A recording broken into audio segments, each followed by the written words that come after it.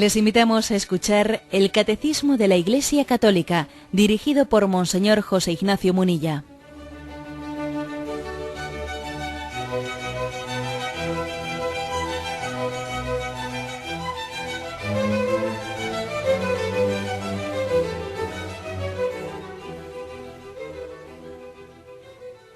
Un cordial saludo a todos los oyentes de Radio María. Un día más, con la gracia del Señor, proseguimos el comentario del Catecismo de nuestra Madre, la Iglesia. Habíamos quedado en el punto 369. Recuerdo que en la explicación que hace el Catecismo en el apartado del credo, en la sección del credo, sobre la creación del hombre, la subdivide en 4 partes. La primera, creados a imagen de Dios. El hombre, imagen de Dios. La segunda, el hombre, cuerpo y alma. La tercera, que es la que hoy comenzamos, creado hombre y mujer. Y la cuarta será el hombre, Dios, el hombre establecido en la amistad con Dios. Por lo tanto, en la explicación sobre la creación del hombre, comenzamos hoy la explicación sobre qué significa haber sido creado hombre y mujer.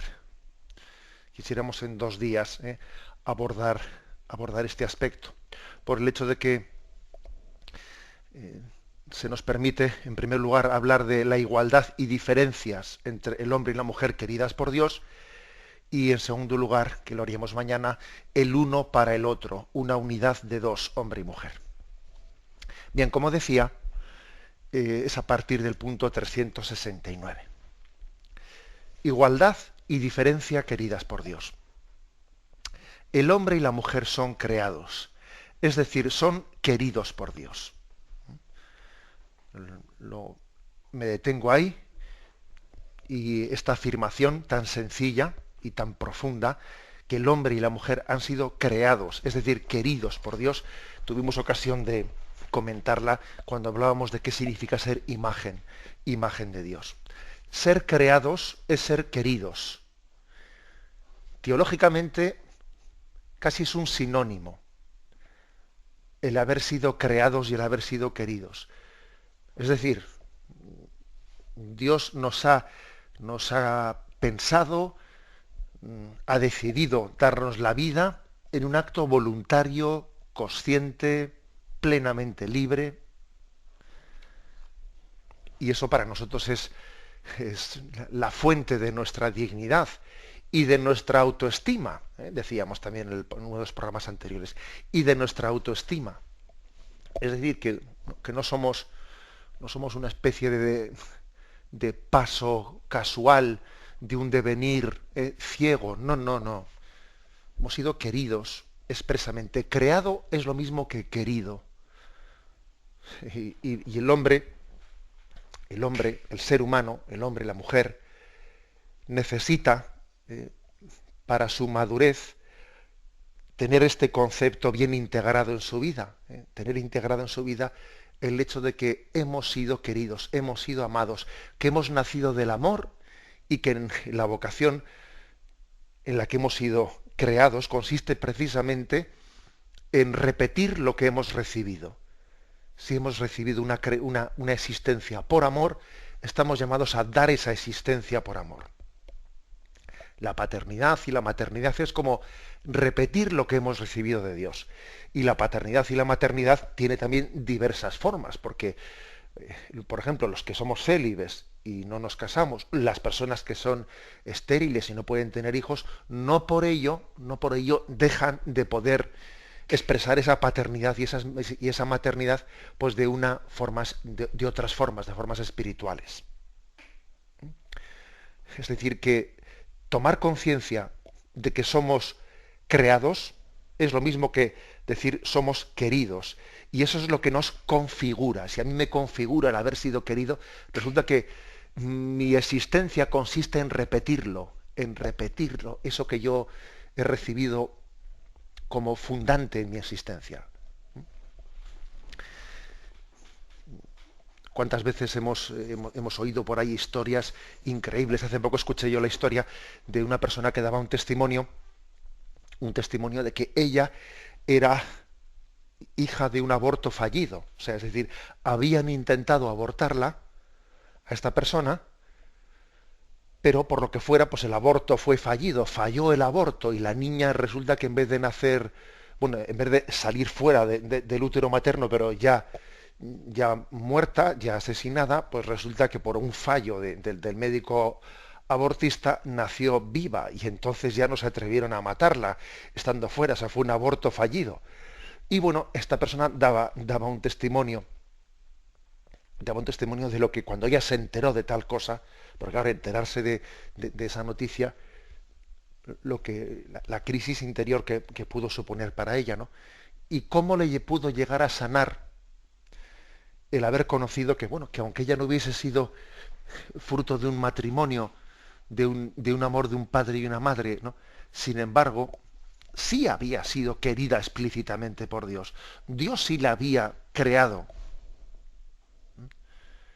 Y comentábamos en el programa anterior que en cada concepción de un ser humano, aun cuando sea una concepción moralmente indigna, porque pueda tener lugar en una violación, o vete tú a saber de qué manera, ¿no?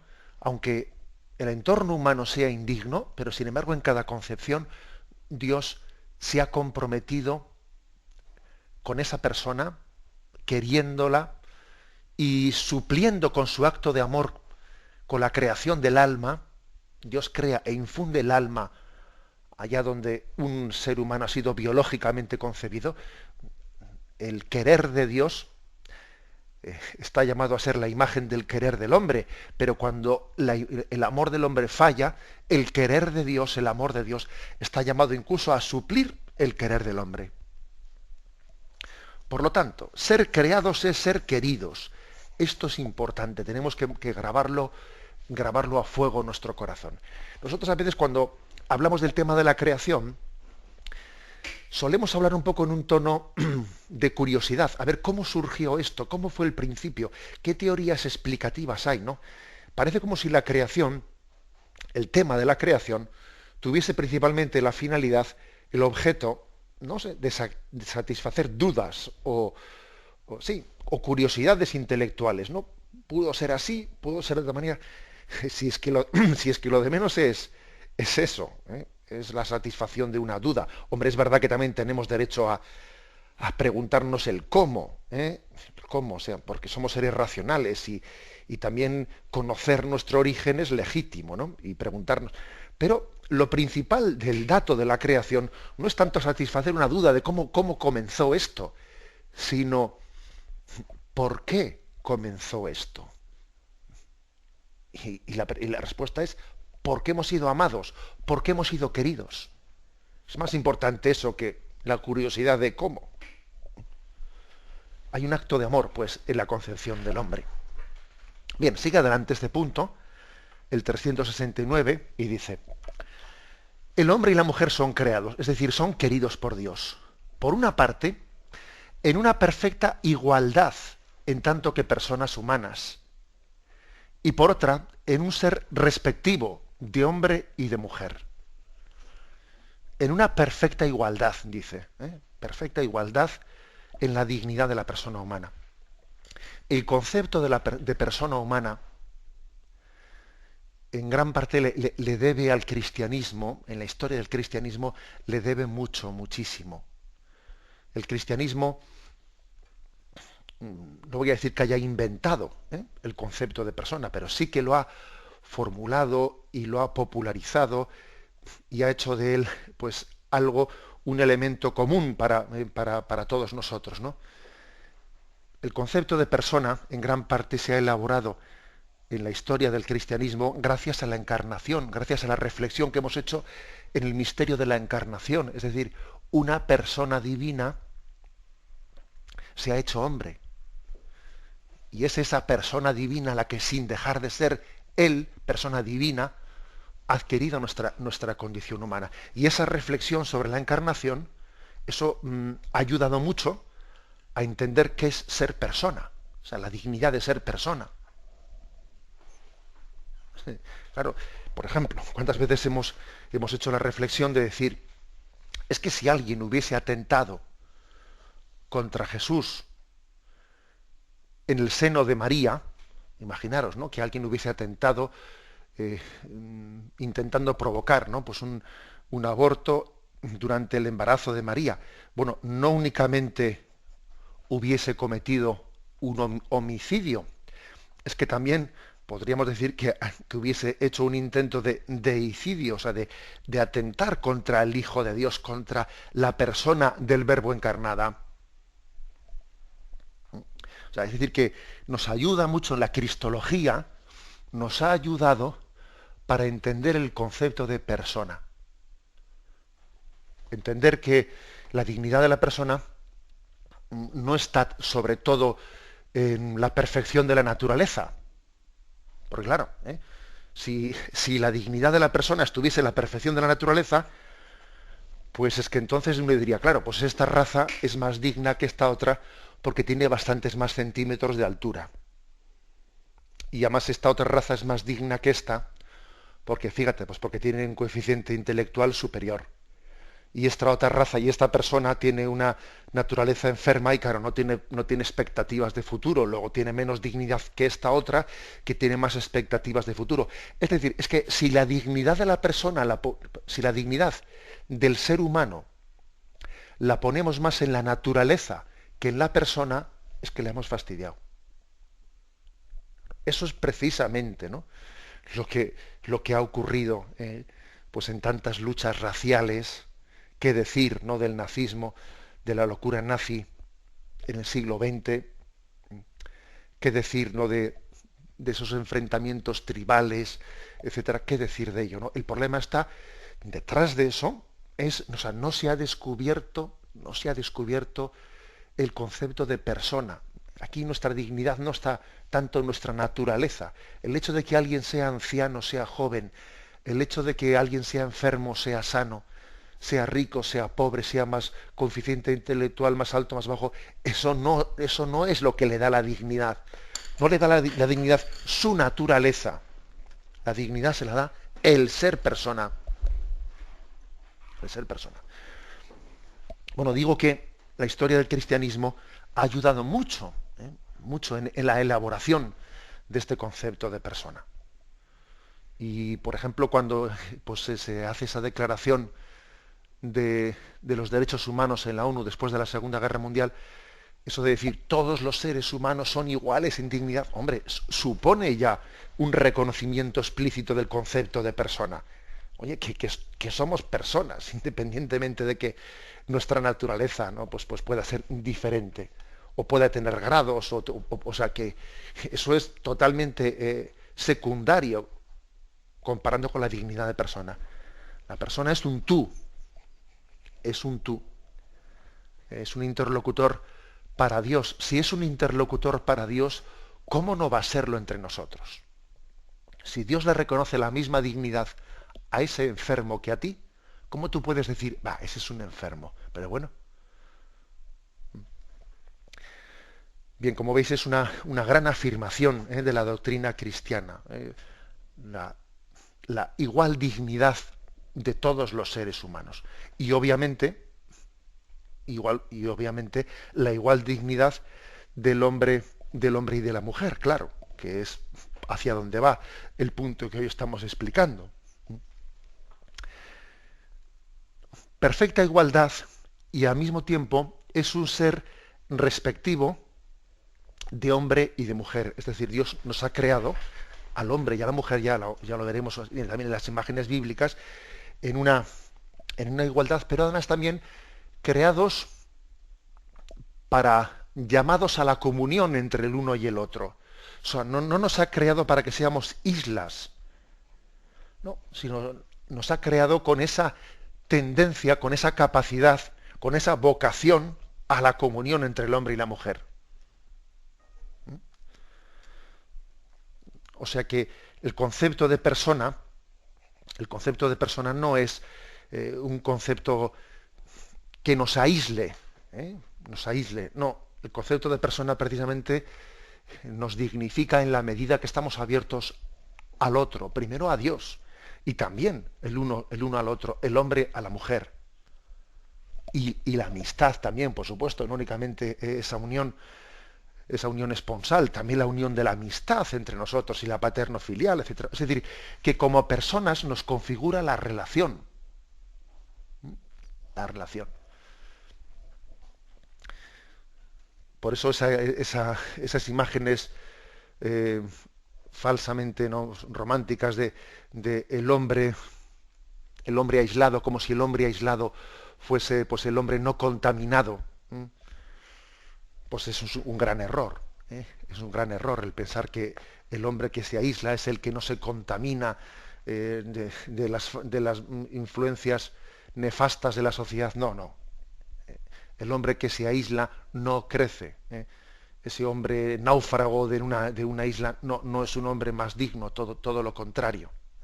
Todo lo contrario. Estamos llamados a crecer en conciencia de dignidad en nuestras relaciones. Bien, este es digamos, el introito que hace aquí para esta reflexión sobre la igualdad y diferencias queridas por Dios entre el hombre y la mujer. Tenemos un momento de reflexión y continuamos enseguida.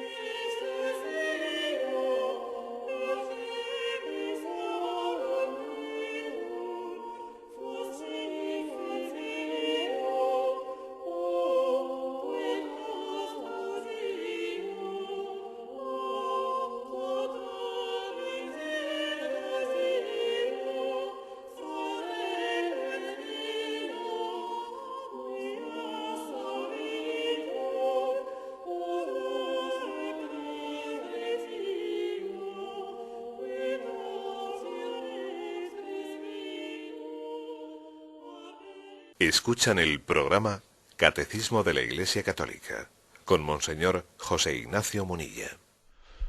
Continuamos en esta explicación del punto 369. Dice, ser hombre, ser mujer, es una realidad buena y querida por Dios. El hombre y la mujer tienen una dignidad que nunca se pierde, que vienen inmediatamente de Dios su Creador. Es curioso que diga eso, que la dignidad de ser hombre y mujer nunca se pierde. Es decir, en el cielo también seremos hombres y mujeres. Es decir, no es una condición que, bueno, pues que una vez que estemos en el cielo se pierde. Pues obviamente hay muchas cuestiones que en el cielo, por ejemplo, en el cielo, ¿qué seremos, viejos o jóvenes? Es que eso es, recuerdo una pregunta de un oyente, ¿no? Si uno muere con más edad o menos edad, y luego en el cielo, en la resurrección, ¿su cuerpo qué será, viejo o será joven? Obviamente esa pregunta es un problema de imaginación, pero en el cielo la edad de nuestra naturaleza humana en la resurrección no tiene incidencia ninguna. Sin embargo, por ejemplo, ser hombre y ser mujer, eso sí configura nuestra personalidad. Y entonces, eso por supuesto que en la resurrección seremos, pues igual que hemos sido en esta vida, igual que somos en esta vida, seremos hombres, seremos mujeres. Esto es un detalle tonto, ¿verdad? Pero bueno, es un detalle también para valorar, ¿eh? Para valorar que la masculinidad, la feminidad no es algo sobreañadido a nuestra personalidad. Soy yo, mi personalidad está modulada por la masculinidad, por la feminidad. Hay otras facetas de nuestra vida que no son así, o sea, que no configuran nuestra personalidad. Pues por ejemplo, ¿no? Pues uno dice, yo tengo más altura, no, o tengo pelo o no tengo pelo. Bien, el pelo se tiene, el pelo no se es, pero ser hombre o ser, en realidad está mal dicho cuando digo yo tengo sexo masculino, yo tengo sexo femenino. No, yo soy hombre o yo soy mujer, que es distinto. El sexo no es algo que se tiene, es algo que se es. Bien, y en ese sentido, es como cuando aquí dice que es que nunca se pierde esa dignidad de ser hombre y ser mujer, tampoco en el cielo se pierde, por supuesto. Allí plenamente se dignifica. Se nos recuerda el texto de Génesis 2, versículo 7. Entonces Yahvé formó al hombre con polvo del suelo e insufló en sus narices aliento de vida y resultó el hombre un ser viviente. Y el versículo 22 dice, de la costilla que Yahvé Dios había tomado del hombre, formó una mujer y la llevó ante el varón. Bueno, ¿por qué recurre aquí a estos dos versículos del libro del Génesis? Pues obviamente recurre a ellos para que se vea cómo en medio de ese género literario, esa forma de expresión, pero hay como un remarcar que Dios nos ha querido hombre o mujer. O sea, Dios ha intervenido en esa creación con esa diversidad dentro de la igual dignidad entre el hombre y la mujer. ¿Por qué igual dignidad? Pues porque la dignidad hemos dicho que está en el ser persona, y ser persona pues es algo plenamente, o sea, es algo que antecede al ser hombre o a ser mujer, ser persona. Y sin embargo, ser hombre y ser mujer, aunque comparte la misma dignidad, pues tiene formas de expresión y formas de modulación de esa personalidad distintas. O sea, Dios nos ha querido iguales en dignidad y distintos en nuestra forma de ser. Dicho de otra forma, podríamos decir sí a la igualdad, ¿no? Y no al igualitarismo. Lo digo porque también quizás hoy en día estamos observando un tipo de feminismo que reivindicando la igualdad entre el hombre y la mujer, en el fondo es cometer un error, ¿no? Y es pensar que para remarcar la igual dignidad hay que borrar las diferencias entre el hombre y la mujer, ¿no? Y hay que hacer una especie de cultura unisex, ¿no? En el sentido de que la mujer parezca hombre, el hombre parezca mujer. No, eso es un gran error. Es un gran error el pensar que haya que borrar, ¿no? Pues todas las diferencias características del ser hombre y ser mujer para desde ahí fundamentar la igual dignidad. No, la igual dignidad hay que fundamentarla en otras cosas, ¿no? No en hacer una imagen de un marimacho o de un hombre afeminado. Eso es un error. Bien, seguimos adelante. Y dice, el hombre y la mujer son con la misma dignidad imagen de Dios.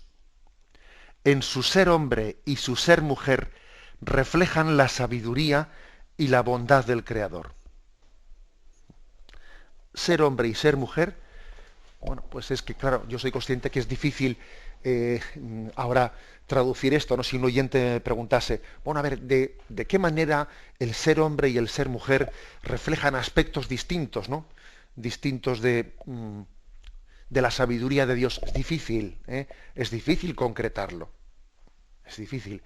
Pero como vamos a ver en el punto siguiente, es obvio que Dios ni es hombre ni es mujer. O sea, Dios no tiene sexo, es espíritu puro, lo dice el punto siguiente que vamos a leer ahora.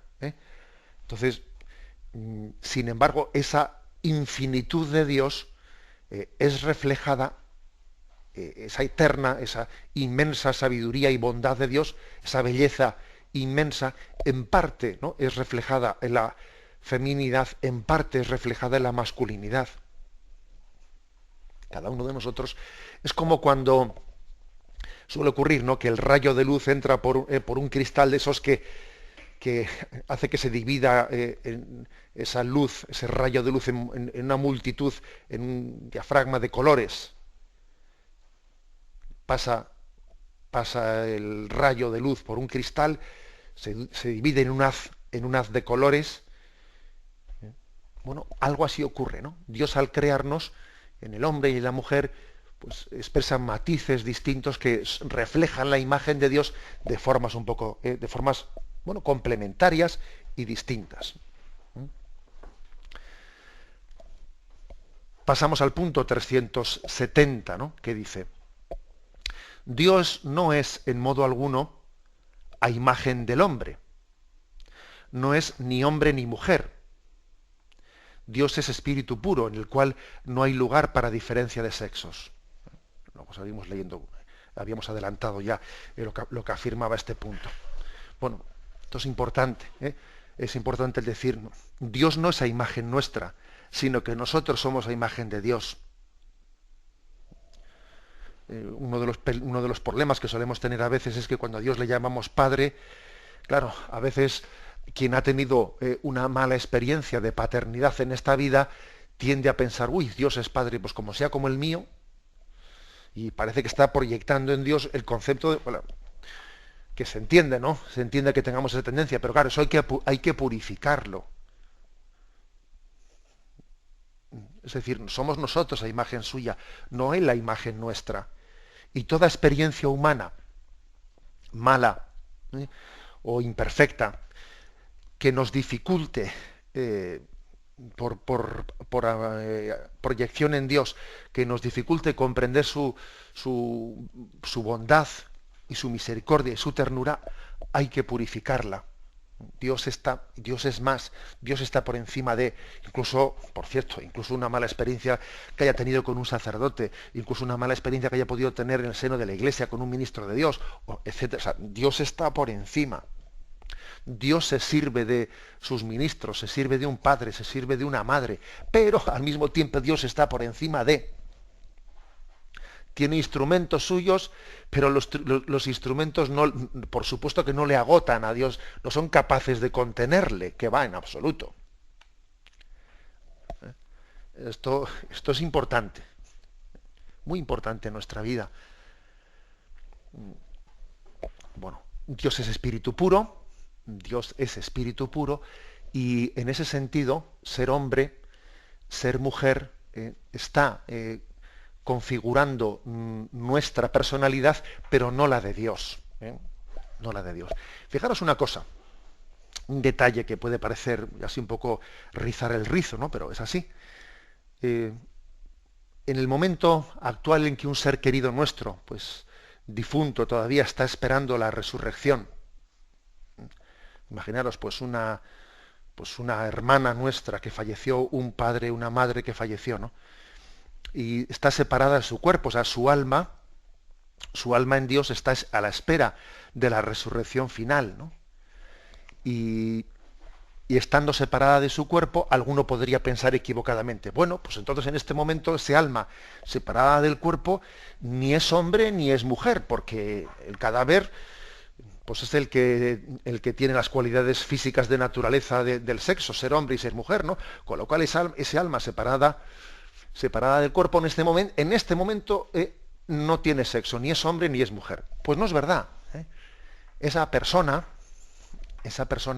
aunque todavía esté esperando la resurrección de su cuerpo, es Teresa, es Miguel, es Antonio, es Mari Carmen, y tiene una personalidad masculina, femenina.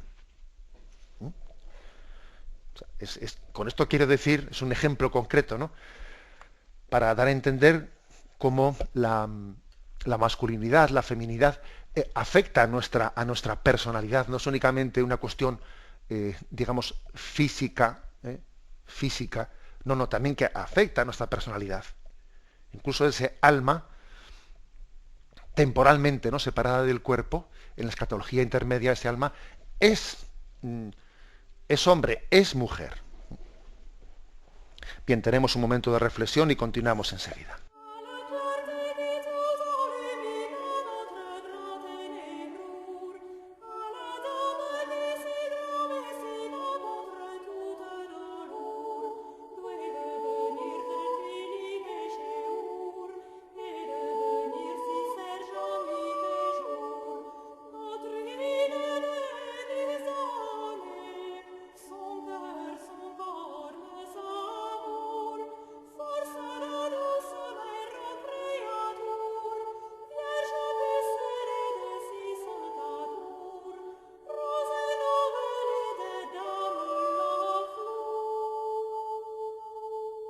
Continuamos con este punto 370, dentro de este apartado, igualdad y diferencia queridas por Dios entre ser hombre y ser mujer. Igualdad, igual dignidad en cuanto a persona humana y un reflejo diferente, enriquecedor de la sabiduría y de la bondad divina. Dice aquí, las perfecciones del hombre y de la mujer reflejan algo de la infinita perfección de Dios. Las de una madre, las de un padre, las de un esposo. Y aquí vienen algunos textos bíblicos en los que parece que nos asomamos un poco a esto. Es decir, Dios no es ni hombre ni mujer, Dios no tiene sexo, pero es verdad que yo ponía ese ejemplo de ese rayo de luz que se divide en un haz de un espectro de colores, no como en un arco iris, y entonces está como reflejando aspectos distintos de esa única luz. Algo así ocurre en el ser hombre y en el ser mujer, que reflejan aspectos de la infinitud de Dios. Por ejemplo, Isaías capítulo 49, versículo del 14 al 15. Pero dice Sión, Yahvé me ha abandonado, el Señor me ha olvidado. ¿Acaso olvida una mujer a su niño de pecho, sin compadecerse del hijo de sus entrañas? Pues aunque esas llegasen a olvidar, yo no te olvido. Hay en la maternidad, por lo tanto, hay un reflejo de lo que es un pequeño reflejo de lo que es la ternura de Dios para con nosotros, que no nos abandona nunca. Lo que hemos visto hacer una madre con un hijo, que ya hemos visto cosas, me refiero de heroicidad, de entrega, etcétera. Eso es un reflejo de lo que Dios es capaz de hacer por nosotros. Esas madres que pasan la noche en vela por un hijo, etcétera, porque no duerme bien, también son imagen de ese Dios que está en vela junto a nosotros, preocupado, porque no vivimos bien, porque no vivimos en gracia, etcétera. Otro texto, Isaías 66, versículo 13. Como uno a quien su madre le consuela, así os consolaré yo, por Jerusalén seréis consolados. En la consolación de la madre hacia los hijos, que les llena de consuelo su presencia, su cariño, el calor de madre. Ese calor de madre es también un reflejo del calor de Dios, que Dios está junto a nosotros, y vivir en presencia de Dios es lo que más calor nos puede dar. Estoy en presencia de Dios y bueno, ¿y qué más quiero? Por ejemplo, esas experiencias de un niño que está en su cama y entonces le dice a su madre, deja la puerta abierta para que entre luz y yo sé que estás en la cocina, es decir, sé que estoy cerca de la madre y estando cerca de ella. Bueno, eso es un pequeño reflejo de lo que es vivir en presencia de Dios. Si estoy en presencia de Dios, mira, me importa poco las cosas, las circunstancias de la vida, porque vivo en presencia de Dios, ¿no? Algo así le pasa a un hijo con su madre. Bueno, si está aquí mamá, vamos a ver lo demás, pues es que es secundario. Repito que estamos buscando algunos textos bíblicos en los que la masculinidad, la feminidad, la paternidad, la maternidad, la esponsalidad nos dan reflejos de la sabiduría, de la infinitud de Dios. Salmo 131, versículos del 2 al 3, otro texto que nos ofrece este punto del catecismo. Dice, no, mantengo mi paz, mi alma en paz y silencio, como niño destetado en el regazo de su madre. Como niño destetado está mi alma en mí. Espera a Israel en Yahvé desde ahora y por siempre. Espera a Israel en el Señor ahora y por siempre. Como ese niño está en el regazo de su madre, como ese niño de pecho está en su regazo, así yo espero en Yahvé. Pocas imágenes hay, ¿no?, para lo que es el abandono en manos de Dios. Mira, abandónate en manos de Dios, aprende a confiar, ¿no?, como un niño en brazos de su madre. Así es, ¿no? Pues me acuerdo que el otro día le visitaba a un enfermo que va a entrar pues en un quirófano y en una operación bastante seria, y charlábamos un rato y le dije, mira, tú vete a esa operación como un niño en brazos de su madre, ¿no? O sea, hace ese acto de confianza en Dios, como un niño en brazos de su madre. Así confía y entrégate. Tú encomiéndale ese médico a Dios, pídele que el Espíritu de Dios le ilumine, que dirija sus manos y vete como un niño en brazos de su madre, ¿no? Así también nosotros, ¿no? Esa imagen nos enseña a nosotros a confiar en Él. Otro texto que se nos ofrece, Oseas, capítulo 11, versículo del 1 al 4. Cuando Israel era niño, yo le amé, y de Egipto llamé a mi hijo. Cuanto más los llamaba, más se alejaban de mí. A los Baales sacrificaban y a los ídolos ofrecían incienso. Yo enseñé a Efraín a caminar, tomándole por los brazos, pero ellos no conocieron que yo cuidaba de ellos. Con cuerdas humanas los atraía, con lazos de amor, y ella era para ellos como el que alza un niño contra su mejilla. Me inclinaba hacia él y le daba de comer. Es decir, ¿cómo es Dios? Dios es como el padre y la madre que tiene esa ternura y esa paciencia hacia un hijo que va detrás de él y en vez de que el hijo desee bien, el bien parece que desea el mal. Y entonces es el padre y la madre el que tienen que decirle al hijo, pero que eso no es bueno para ti, que eso te destruye. Y tiene que ir el padre y la madre marcándole y recordándole, y a veces con frustración, pues lo que es el bien para él. Y tiene la santa paciencia de 70 veces 7, de volver a empezar. Como un padre y una madre no se cansan nunca de dar una nueva oportunidad a su hijo. Bueno, esa combinación, ¿no?, de fortaleza hacia el hijo y de ternura y paciencia hacia el hijo, esa combinación, que se integra pues, en la paternidad, en la maternidad, es un reflejo de la bondad de Dios. Otro texto, Jeremías, capítulo 3, versículos del 4 al 19. Dice, ¿es que entonces mismo no me llamabas, Padre mío, el amigo de mi juventud eres tú? ¿Tendrás rencor para siempre? ¿Lo guardarás hasta el fin? Ahí tienes cómo has hablado, las maldades que hiciste las has colmado. Yahvé me dijo en tiempos del rey Josías, ¿has visto lo que hizo Israel, la apóstata? Andaba ella sobre cualquier monte elevado y bajo cualquier árbol frondoso, fornicando por allí. En vista de lo que había hecho dije, no vuelvas a mí. Y no volvió. Vio esto su hermana Judá, la pérfida, vio que a causa de las fornicaciones de Israel, la apóstata, yo la había despedido dándole su carta de divorcio, pero no hizo caso su hermana Judá la pérfida, sino que fue y fornicó también ella. Tanto que por su liviandad en fornicar manchó la tierra y fornicó con la tierra y el leño. A pesar de todo, su hermana Judá la pérfida no se volvió a mí de todo corazón, sino engañosamente. Oráculo de Yahvé. Y me dijo Yahvé, más justa se ha manifestado Israel la apóstata que Judá la pérfida.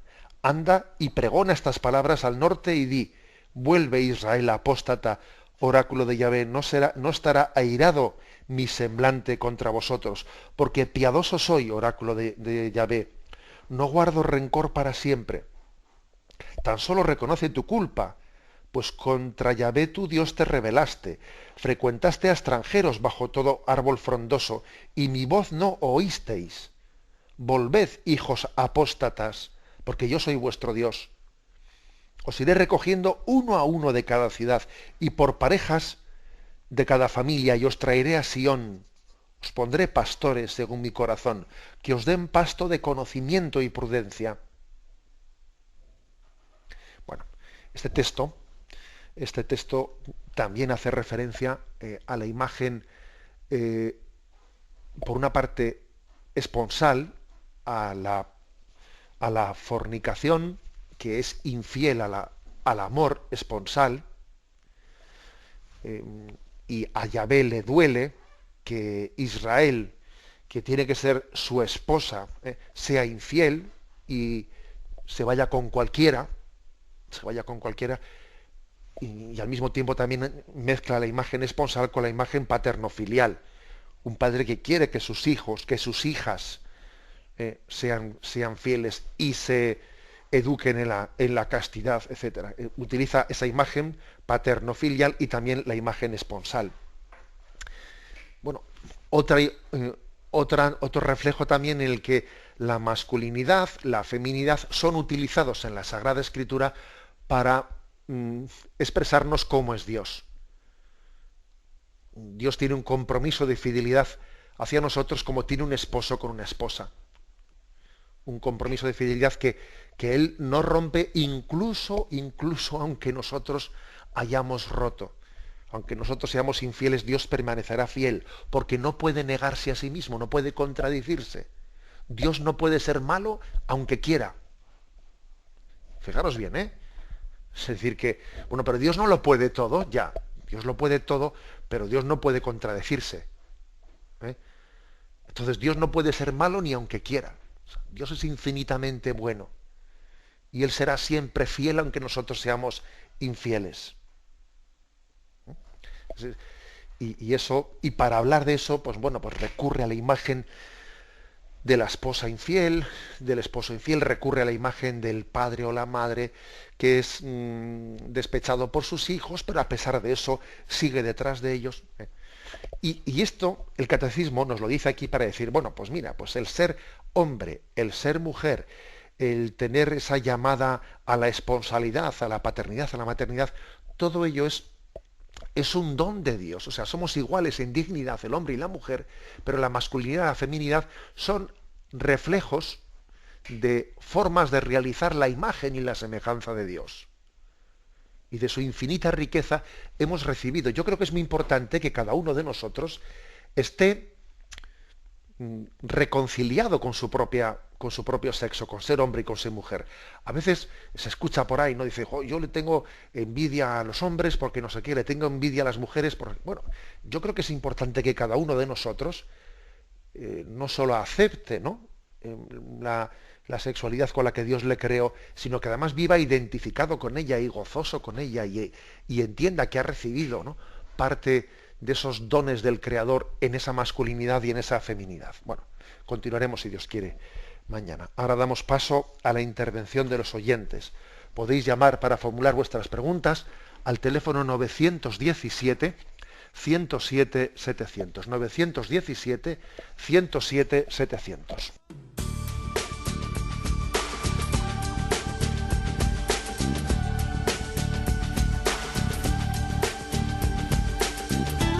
Radio María le ofrece la oportunidad de recibir en su casa sus programas favoritos.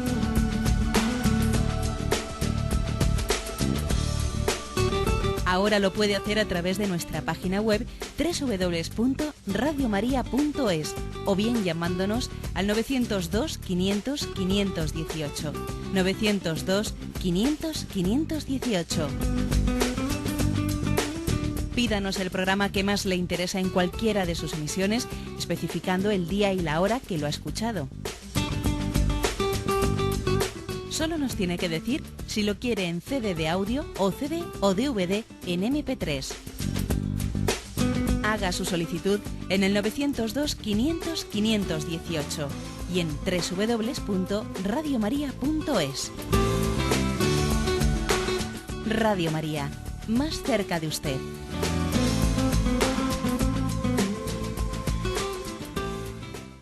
Escuchan el programa Catecismo de la Iglesia Católica con Monseñor José Ignacio Munilla.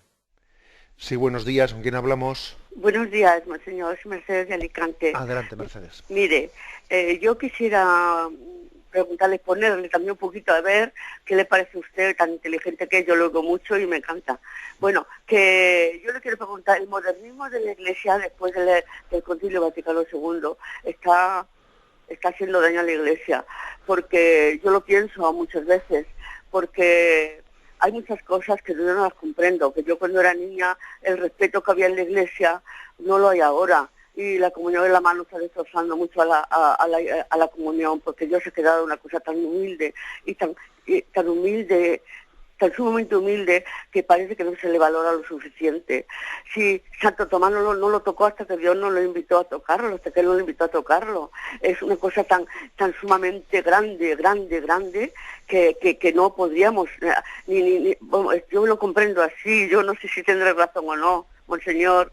Entonces, mire que le diga, el Papa ha dicho que se pongan los comulgatorios y que se dé la comunión en la mano. Él lo hace. ¿Por qué no toman ejemplo todos los obispos del Santo Padre, que es un cielo? Bueno, para mí es eso, ¿no? Hay muchas más cosas, pero yo principalmente es esto, que es Dios, que si usted viera como yo desde la barrera veo lo que hacen, cómo se la llevan a la boca y todo eso, me pongo asustada. Buenos días, contésteme por favor a lo que usted vea. De acuerdo, mire, vamos a ver. Yo creo que es obvio que hemos, dentro de nuestro tiempo de secularización de las últimas décadas, es obvio que hemos perdido una conciencia de lo sagrado y hemos hecho, bajo pretexto de acercar a Dios y de hacer una imagen de un Dios más cercano, hemos muchas veces faltado a la conciencia de la trascendencia de Dios, etc. Es decir, eso es totalmente cierto. Y a veces también se nota en la manera de celebrar la liturgia, que pues parece que la hacemos vulgar, la hacemos vulgar. O, por ejemplo, el hecho de que perdamos gestos como el de arrodillarse, el de adorar, etcétera, etcétera. O sea, es obvio, la Iglesia está llamando la atención sobre ese riesgo de perder el sentido de la trascendencia. Por ejemplo, cuando aquí vinieron los jóvenes a la Jornada Mundial de la Juventud, pues recuerdo que ha sido un comentario muy, muy extendido entre nosotros: oye, estos jóvenes que vienen del extranjero, ¿cómo rezan? O sea, ¿cómo juntan las manos? ¿Cómo se ponen de rodillas? ¿Cómo tal? O sea, llamaban la atención en nuestras iglesias pues el recogimiento de esos jóvenes que venían de fuera, porque nosotros hemos perdido formas, hemos perdido tal, parece que nadie se arrodilla ante un sagrario, etcétera, etcétera, ¿no? O sea, en ese sentido tiene razón. Ahora bien, yo permítame sin embargo, que le quite la razón en hacer del tema de la comunión en la mano, en hacer una bandera, como si todo lo anterior que he dicho se concentrase en el tema de comulgar en la mano. Mire, yo creo que hay que hacer un acto de confianza en la Iglesia Madre. En la Iglesia Madre.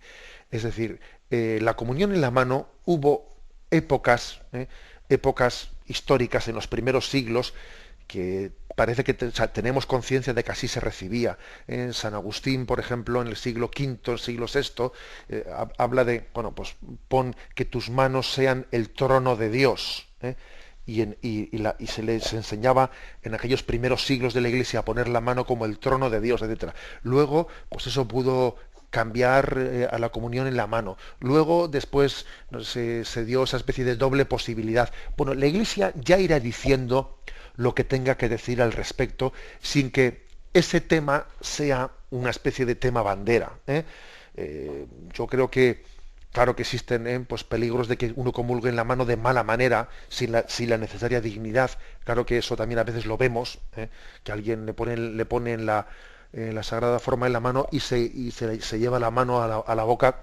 O sea que, claro, como si fuese un caramelo, que ya sé que existen, ¿no?, formas incorrectas de comulgar en la mano, pero la Iglesia Madre ya estudia, ¿no?, a nivel de normas litúrgicas lo que tiene que estudiar, y por supuesto que el Santo Padre también, si en algún momento él tiene que dar una norma para toda la Iglesia, ya la dará. O sea, es decir, que no existe ninguna desobediencia al Santo Padre en la normativa actual. Que el Papa ya nos irá indicando. O sea, no creo, a veces he visto yo hacer una auténtica pues, cruzada con el tema de la comunión en la mano y decir, oiga, ustedes recen por la Iglesia, por los que son responsables de las normas litúrgicas. Ahora mismo pues tenemos a don Antonio Cañizares, pues un cardenal español dirigiendo la congregación del culto pues en Roma. Pues nada, pues rezamos por él y no seamos nosotros, entre comillas, más papistas que el Papa, que tengamos que decirle al Papa las normas que tiene que poner. Yo creo que eso también hay que hacer un voto de confianza en la Madre Iglesia. Damos paso a un siguiente oyente. Buenos días. Buenos días. Sí, soy María Teresa de Valladolid. yo le voy a hablar sobre la ascensión de Nuestra Señora a los cielos. O sea, ¿está coronada la Virgen en el cielo? Sí, vamos a ver, le respondo a esa pregunta. En esa afirmación que hacemos, ¿no?, en el quinto misterio de gloria, la coronación de María como Reina y Señora de cielos y tierra, ¿eh? Bueno, entendamos que esa coronación está implícita en la asunción de María. María es asunta a los cielos, ¿no? Y cuando es asunta a los cielos está participando plenamente de la gloria de su Hijo Jesucristo. Por lo tanto, no es que no tenemos que pensar que la coronación es como si posteriormente, después en el cielo, se hubiese hecho pues una especie de fiesta complementaria en la que a María se le hubiese declarado reina de... No, en la propia ascensión, María participa, perdón, asunción, en la propia asunción a los cielos, María participa de la gloria de su Hijo Cristo Rey. Cristo Rey. Y en ese sentido, a ella pues le hace reina de cielos y tierra. Esa es la manera de que entendemos, está ligada, ¿no?, ese quinto misterio del Rosario, de la coronación de María como reina de cielos y tierra, está ligado a la asunción a los cielos. Y tiene también en ese pasaje del Apocalipsis, esa mujer vestida de sol, con una corona de estrellas, etcétera, tiene ese pasaje bíblico pues como fundamento especialmente, ¿no? Damos paso a un siguiente oyente. Buenos días. Buenos días. Adelante, le escuchamos. Sí, me llamo Isabel y quería preguntar una cosa que llevo pensando hace tiempo. Y es que, vamos a ver, Jesús dijo que Dios es espíritu y verdad. Y bueno, y también amor, desde luego. Entonces, ¿por qué, por ejemplo, cuando se hacen funerales, siempre se dice que el alma de esta persona vaya a la luz? Bueno, vamos a ver, yo creo que ese término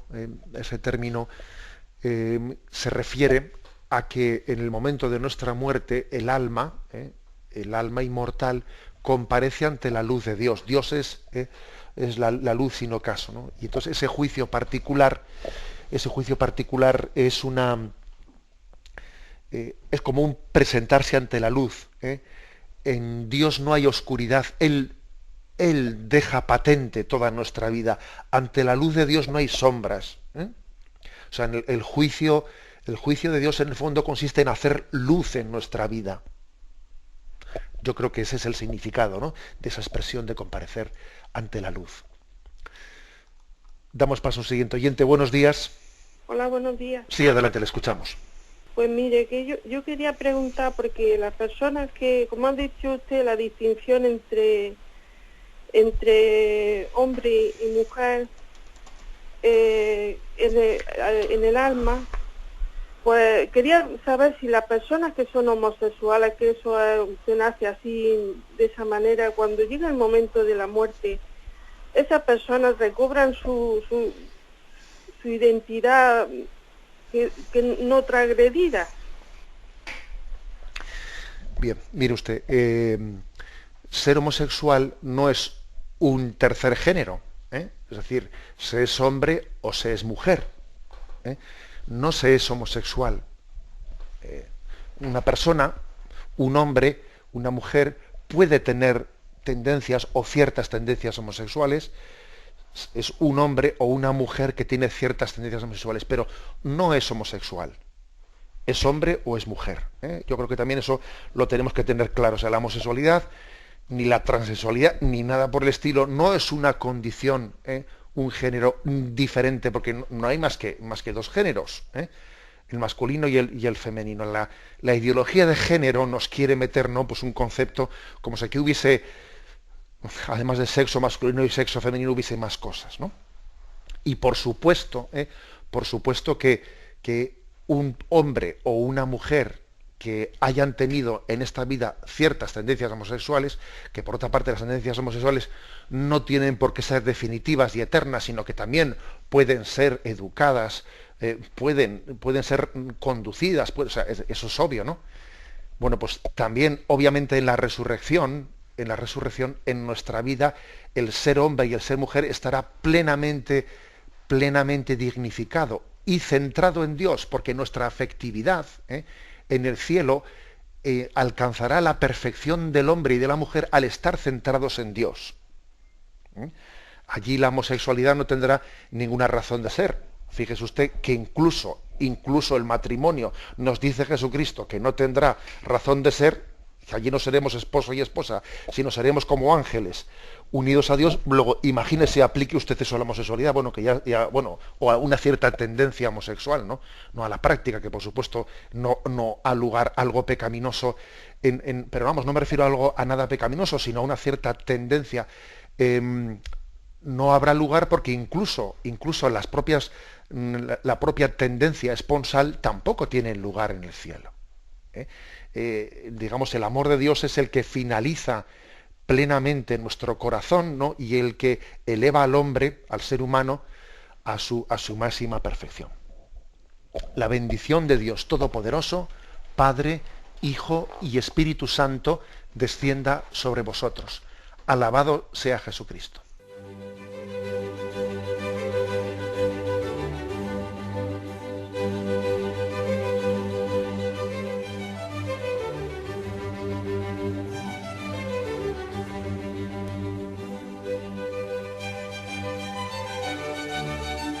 Han escuchado en Radio María el Catecismo de la Iglesia Católica, un programa dirigido por Monseñor José Ignacio Munilla.